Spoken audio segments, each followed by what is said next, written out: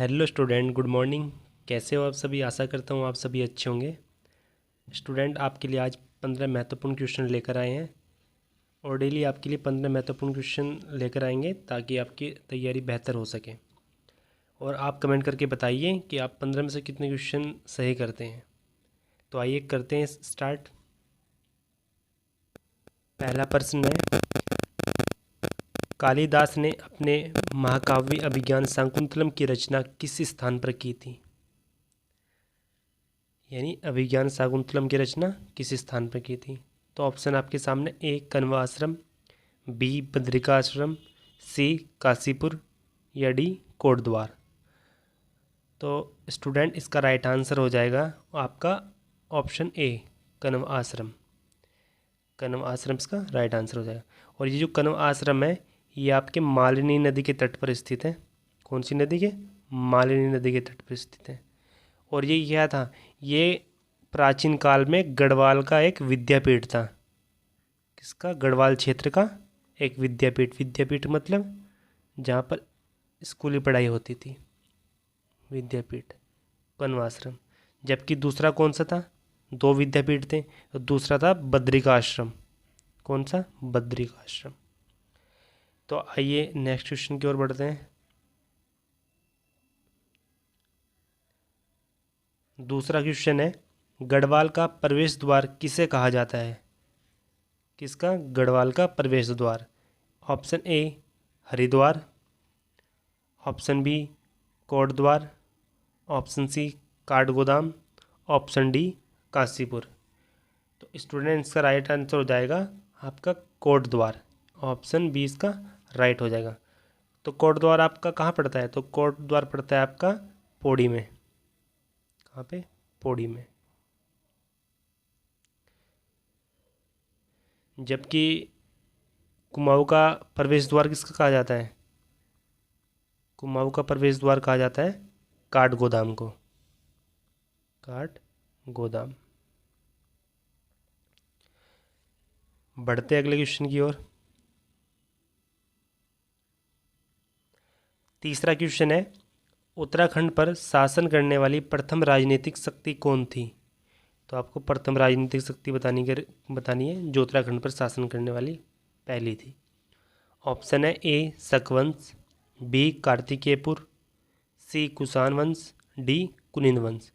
तो इसका जो राइट आंसर हो जाएगा आपका ऑप्शन डी कुनिंद वंश। और जो ये कुनिंद थे ये मौर्य जो शासक थे, ये मौर्य शासक उनके ये अधीन थे। किनके? मौर्य वंश के। मौर्य वंश के अधीन। कौन? कुनिंद वंश। तो ये मौर्य वंश के जो अधीन थे कुनिंद वंश, ये किससे पता चलता है? तो ये पता चलता है हमें अशोक का जो शिलालेख है, अशोक के शिलालेख। किस शिलालेख से? जो देहरादून के कालसी नामक स्थान से पाया गया है, जिसका नाम है कालसी शिलालेख। कालसी शिलालेख। कालसी शिलालेख। और ये किस नदी के तट पर है? तो यह है आपकी टोंस नदी। किस नदी? टोंस। तो आपको ये अच्छे से समझ में आ गया। तो बढ़ते हैं अगले क्वेश्चन की ओर। फोर्थ क्वेश्चन है हमारा, आदि गुरु शंकराचार्य का उत्तराखंड में आगमन किन शासकों के समय हुआ था? तो आपको बताना है कि जो आदि गुरु शंकराचार्य थे उनका आगमन किसके समय में हुआ था, उस टाइम पर कौन से शासक थे? तो आपके सामने ऑप्शन है: ए कार्तिकेयपुर शासक, बी कुनिंद शासक, सी निम्बर शासक, डी चंद शासक। तो जो इसका राइट आंसर हो जाएगा वो हो जाएगा आपका कार्तिकेयपुर, यानी ऑप्शन ए इसका राइट हो जाएगा। और ये जो आदिगुरु शंकराचार्य थे ये कहाँ के रहने वाले थे? ये केरल के रहने वाले थे। कहाँ के? केरल के रहने वाले। और इनकी जो मृत्यु हुई थी वो हुई थी केदारनाथ में। कहाँ पर? केदारनाथ। कब? 820 ईस्वी में। 820 ईस्वी में इन्होंने क्या कर दिया था? अपना शरीर त्याग दिया था। तो आपको इसके बारे में पता चल गया। बढ़ते अगले क्वेश्चन की ओर। पांचवा क्वेश्चन है, देहरादून के राजपुर नहर का निर्माण किसने करवाया था? किसका निर्माण? राजपूत नहर का निर्माण। तो ऑप्शन है ए अजयपाल, बी बलभद्र शाह, सी रानी कर्णावती, डी सुदर्शन शाह। तो स्टूडेंट इसका राइट आंसर हो जाएगा रानी कर्णावती। रानी कर्णावती ने राजपूत नहर का निर्माण कराया था।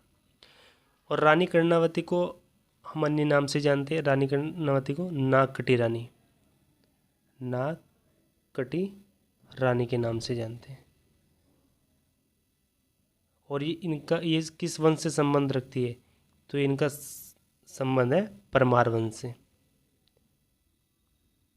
परमार वंश। अच्छा, नागकटी क्यों कहा जाता है?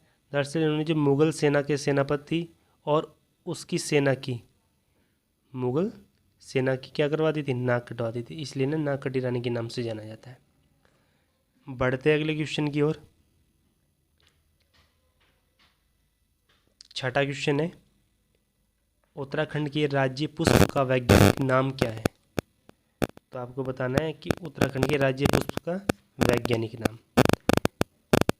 तो पहला ऑप्शन आपके सामने, ए लोफोफोरस इम्पिजेनस, बी सासुरिया अविलेटा, सी मास्कस का इसोगास्टर, या फिर रोडोडेंड्रोन अर्बोरियम। तो इसका राइट आंसर बताना है। तो इसका राइट आंसर हो जाएगा आपका सासुरिया अविलेटा, सासुरिया अविलेटा। बाकी ऑप्शन के बारे में हम देख लेते हैं। तो इसमें से जो लोफोफोरस इम्पिजिनस है, तो ये किसका नाम है? ये आपके राज्य पक्षी का नाम है। किसका? राज्य पक्षी का नाम, मोनाल। ये राज्य पक्षी मोनाल का नाम है। तो और जो मास्कस काइसोगास्टर है वो हमारे राज्य पशु कस्तूरी मृग का नाम है, कस्तूरी मृग।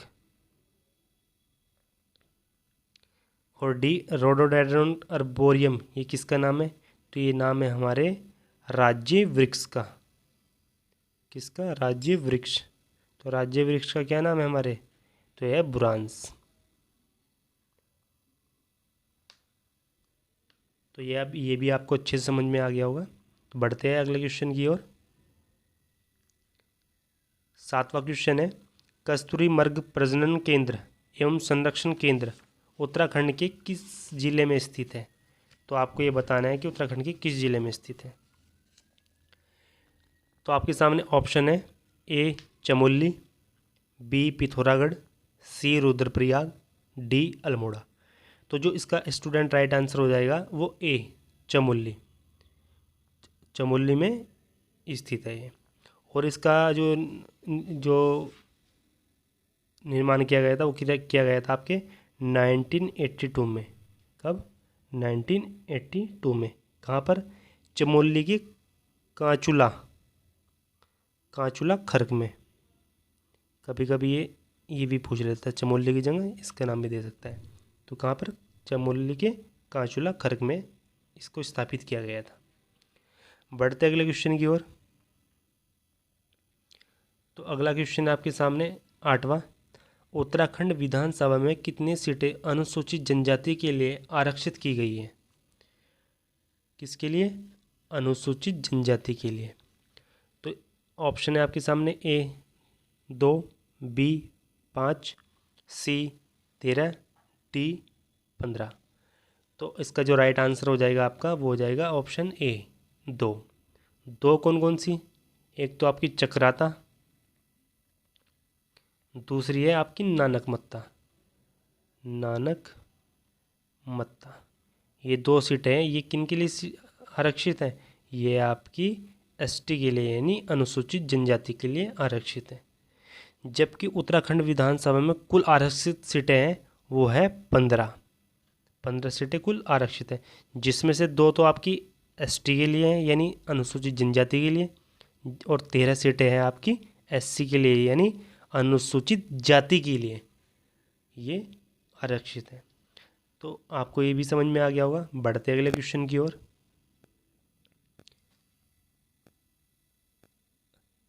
नौवां प्रश्न, उत्तराखंड अंतरिम विधानसभा के अध्यक्ष किसे चुना गया था? तो आपको बताना है कि उत्तराखंड के अंतरिम विधानसभा के अध्यक्ष किसको चुना गया था। तो आपके सामने है option A Harbans Kapoor, option B Narayan Dutt Tiwari, option C Prakash Pant और यह ऑप्शन डी है नित्यानंद स्वामी। तो आपका राइट आंसर हो जाएगा इसका, वो हो जाएगा आपका ऑप्शन सी प्रकाश पंत। प्रकाश पंत थे जो अंतरिम विधानसभा के अध्यक्ष चुने गए थे। जबकि प्रथम निर्वाचित विधानसभा के अध्यक्ष कौन थे?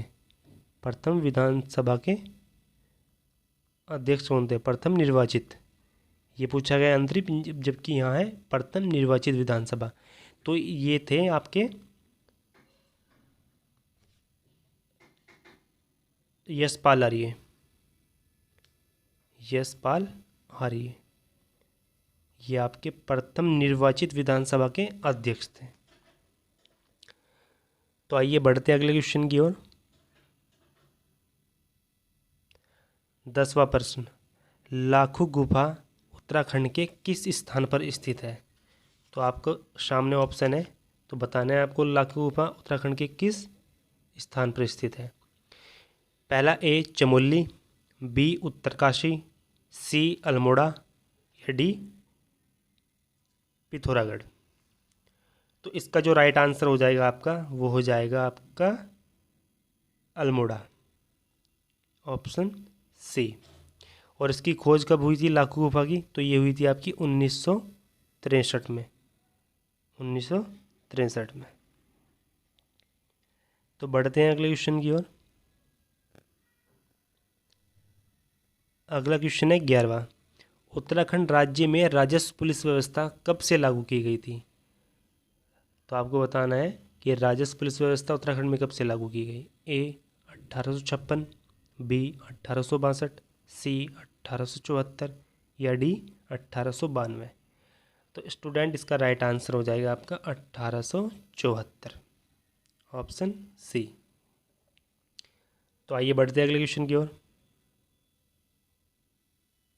12वां क्वेश्चन, उत्तराखंड का प्रथम उल्लेख कहाँ से प्राप्त होता है? यानी उत्तराखंड का प्रथम उल्लेख कहाँ से मिलता है? तो इसके बारे में बताना है। आपके सामने ऑप्शन है, ए बौद्ध साहित्य, बी स्कंद पुराण, सी ऋग्वेद, डी यजुर्वेद। तो इसका जो राइट आंसर हो जाएगा आपका ऑप्शन सी ऋग्वेद। ऋग्वेद से उत्तराखंड का पहली बार उल्लेख मिलता है। और इसे क्या कहा जाता है ऋग्वेद में? उत्तराखंड को जब उल्लेख मिलता है तो इसको बोला जाता है देवभूमि। क्या बोला जाता है? देवभूमि। और दूसरा नाम मनीषियों की भूमि। मनीषियों मतलब ऋषियों की भूमि, मनीषियों की भूमि नाम से इसको जाना जाता है, किसमें? ऋग्वेद में। बढ़ते अगले क्वेश्चन की ओर। अगला 13वां क्वेश्चन है, उत्तराखंड के लिए बौद्ध साहित्य में किस शब्द का प्रयोग किया गया है? तो आपको बताना है कि बौद्ध साहित्य में उत्तराखंड के लिए किस शब्द का प्रयोग किया गया है। ए केदारखंड, बी हिमवंत, सी मानसखंड, डी देवभूमि। तो इसका जो राइट आंसर हो जाएगा स्टूडेंट, वो हो जाएगा आपका ऑप्शन बी हिमवंत। यानी हिमवंत नाम से बौद्ध साहित्य में उत्तराखंड का नाम लिया गया है। और केदारखंड का उल्लेख मिलता है हमें स्कंद पुराण में। स्कंद पुराण में ये किसके लिए प्रयुक्त होता था? तो ये होता था आपकी गढ़वाल के लिए। किसके लिए? गढ़वाल के लिए। जबकि मानसखंड ये भी स्कंद पुराण से मिलता है, लेकिन इसका प्रयोग किस लिए होता था? ये होता था आपके कुमाऊं क्षेत्र के लिए, कुमाऊं क्षेत्र के लिए मानसखंड। तो ये भी आपको समझ में आ गया होगा। बढ़ते अगले क्वेश्चन की ओर। 14वां क्वेश्चन है, जिम कॉर्बेट नेशनल पार्क से कौन सी नदी प्रवाहित होती है? तो आपको बताना है कि जिम कॉर्बेट नेशनल पार्क से कौन सी नदी प्रवाहित होती है। ए अलकनंदा, बी रामगंगा, सी टोंस नदी, डी पिंडर नदी। तो स्टूडेंट इसका राइट आंसर हो जाएगा आपका बी रामगंगा। रामगंगा कहाँ से गुजरती है? जिम कॉर्बेट नेशनल पार्क से। और ये सहायक नदी है किसकी? गंगा नदी की। और ये कहाँ पे मिलती है जाके? ये गंगा की सहायक नदी है। और कहाँ मिलती है? यूपी में जाके गंगा से मिल जाती है। ठीक है, तो बढ़ते हैं अगले क्वेश्चन की ओर। ये हमारा अगला और अंतिम क्वेश्चन 15। जाखन देवी मंदिर उत्तराखंड के किस जिले में स्थित है? तो आपको बताना है कि जाखन देवी मंदिर कहाँ पर स्थित है। ए उत्तरकाशी, बी चमोली, सी अल्मोड़ा या डी चंपावत। तो इसका राइट आंसर हो जाएगा स्टूडेंट, वो आपका हो जाएगा अल्मोड़ा, यानी ऑप्शन सी इसका राइट हो जाएगा।